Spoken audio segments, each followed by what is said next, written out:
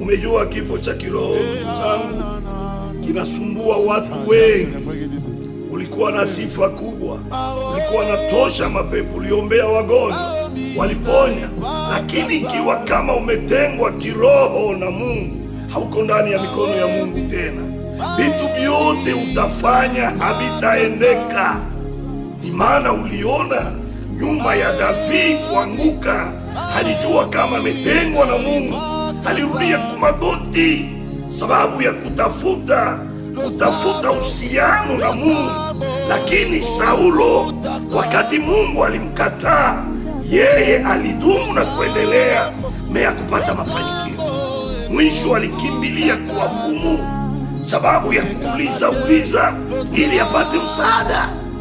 Maana watumishi wengi wenzangu, maprofeti, manabii, mapolitisien, maraisi, nyuma ya kuachwa na Mungu, mara nyingi atafanya namna iwezekanavyo, anashindwa, anakimbilia kwa wafumu, anakuwa okitiste, anaenda kuuchawi ili aanze kupata maedwe, sifa zake ziendelee. Ni watu ambao wenye kufa kiroho, maana yake wenye kutengwa na Mungu, hawapate msaada tena kutoka Mungu, wamekimbilia kutafuta msaada ya Egypte. Ndugu zangu, tujitahidi sana kuogopa kifo cha kiroho, kwa maana kifo cha kiroho ni kutengwa na Mungu. Ungali hai kimwili, lakini kiroho umekufa. Neno hili litusaidie tupige mbio sana, turudie ndani ya mikono ya Mungu.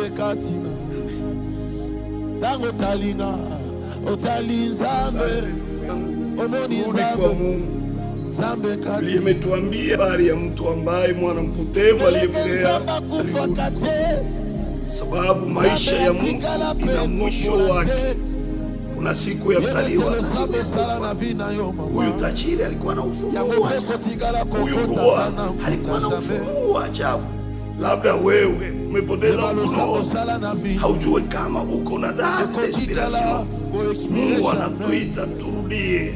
Solomon anasema heri mwisho kuliko mwanzo, sababu kuna kifo cha mwili ni kuendelea kutengwa kwa roho na mwili, na kuna kifo cha kiroho ambacho ni kutengwa, kuachwa na Mungu ungali hai.